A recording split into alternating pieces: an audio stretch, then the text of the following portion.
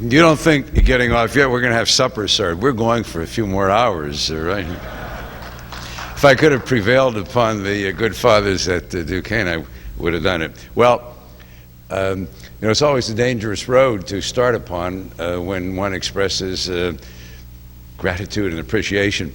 But really, the first vote of appreciation goes to you guys. You're the survivors. Almost 6 o'clock on a Sunday, been 70 degrees outside, professional football. We've been at it since Thursday. A big round of applause for you people who are here now.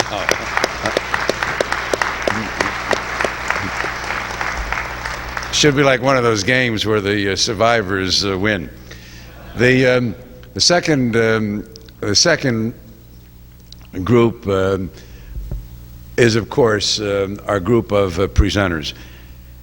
Just, well, what a wonderful array of talent. Just think of all the people who have paraded before you.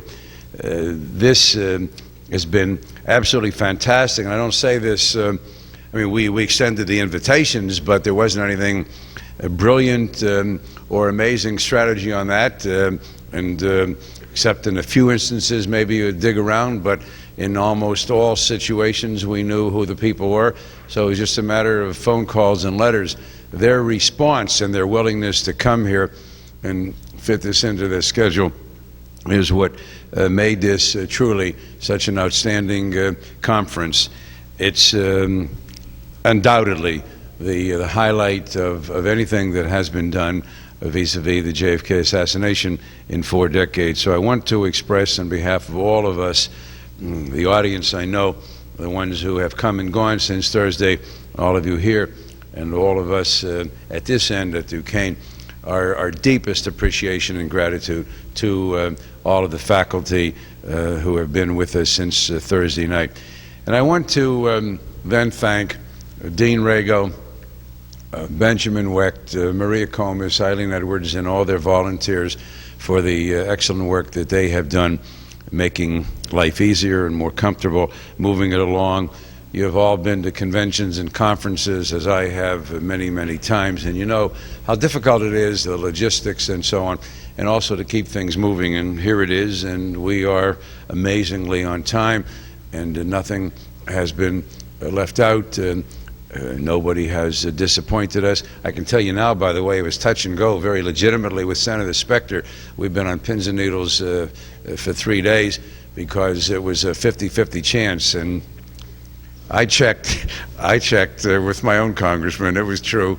The Senate might be in session on Saturday. And I knew that it was true because the senator did not have to accept in the first place, and he could have bowed out anytime he wanted to, and he stuck with it, and we are very grateful to him for doing this. This was a first, as you know, in terms, I think, of the senator being on a program simultaneously with critics, and listen, it's not easy. I've been on the other side of this, talking sometimes. I remember once Michael Barton invited me up to Albany with all of the state police who revere and worship him, and I remember what it was like for me. So I felt compassion and empathy in my heart for what it had to be like for Michael and Arlen Specter, and I think both of them handled themselves extremely well. They were right to their views. And I want you to know, too, we invited several other people from the Warren Commission side. Vincent Bugliosi, whom I know quite well, and I pleaded with him, and he wanted to, and originally was going to come, but his publisher forbade him. He's got a book he's been working on for a long time. And Burton Griffin, now Judge Griffin from Ohio, Norman Redlick, I think became dean of the NYU Law School, and attorney in Washington, D.C., I think it's Willen, I believe, who was number 2 under Rankin. So we reached out. Unlike some of the TV programs, I haven't watched them at all. I'm not much of a TV viewer to begin with, and obviously this week I've had no time.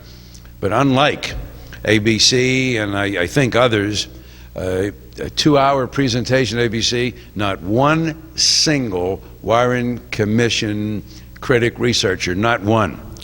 I think that is professionally irresponsible, It is personally despicable. It is absolutely the most unethical thing that I can think of. Look at the Fox program, and they came down on our side, on the critic side.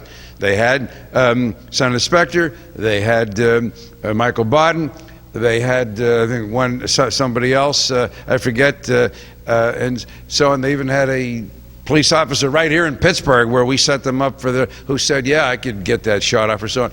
They did it, and they presented some other views, and they let their thought come through. Nothing wrong with that. We're not going to win everybody over, and we all know here, those of us who are in the critic researcher community, that we're certainly not going to win over, regrettably, the news media establishment. Hey, look at this conference alone, with this lineup of MDs and PhDs and JDs and professors and a U.S. senator and a federal judge, and people going back then to the assassination, the first, and then all the way through the HSCA and the ARRB and so on, and Tannenbaum and Cornwell and so on. If you could, I don't know, I'm not going to try to think of an analogy, but let's say, well, here in Pittsburgh, for example, we've had a very wonderful organ transplant center with Tom Starzl and so on. Let's say they had a big conference on that and so on. Do you think if they had this kind of a lineup in their field, and they had 1,300 people, as we did, hanging from the rafters and the chandeliers on Friday, do you think that